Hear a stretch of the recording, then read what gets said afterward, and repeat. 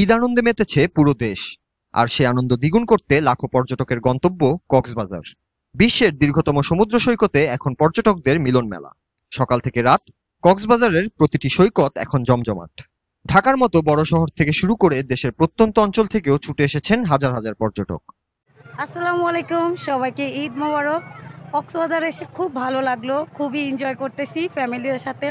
অনেক ভালো লাগছে, বাচ্চাদের নিয়েও। সবাইকে ঈদ মোবারক। না, পরিবেশটা ভালোই। ঈদের আজকে পঞ্চম দিন, মোটামুটি অনেক ভিড়। তারপর অনেক ভালো লাগছে। এই জায়গাটা আসলে এতটাই ভালো লাগে, মন প্রাণটা ভরে যায়। অনেকই ভালো লাগে। না না, প্রথম না, এটা নিয়ে আমি 4বার আসছি। যতবারই আসি মন ভরে না।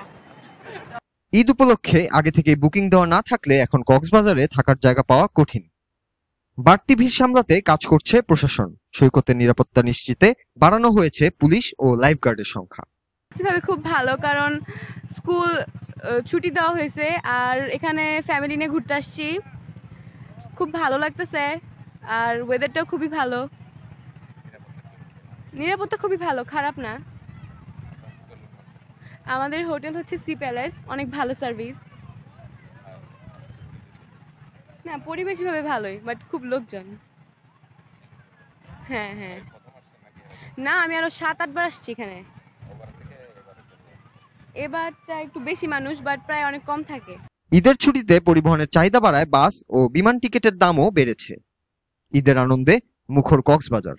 তবে অতিরিক্ত ভিড় ও যাতায়াতজনিত সমস্যার কারণে কিছু পর্যটকের ভোগান্তিও রয়েছে। হ্যাঁ, আমার অনুভূতি আসলে ঈদের তো এমনি মানুষের ৩০ রমজানের পরে অনেক আনন্দ, তা বাড়তি আনন্দের জন্য আমরা পরিবার নিয়ে এখানে আসা আর কি। আহ, আমরা প্রায় ঘুরতে আসি, কিন্তু এখন ঈদের স্পেশাল ঘোরা আর কি। আমার অনেক ভালো লাগতেছে, আর আজকে মনে হয় যে অনেক পর্যটক, আরো বেশি ভালো লাগতেছে আর কি। না, কোনো সমস্যা হচ্ছে না, আলহামদুলিল্লাহ। আমরা আরো আগে থেকে বুক দিয়ে রাখছি, জন্য আমাদের কোনো সমস্যা হচ্ছে না আর কি।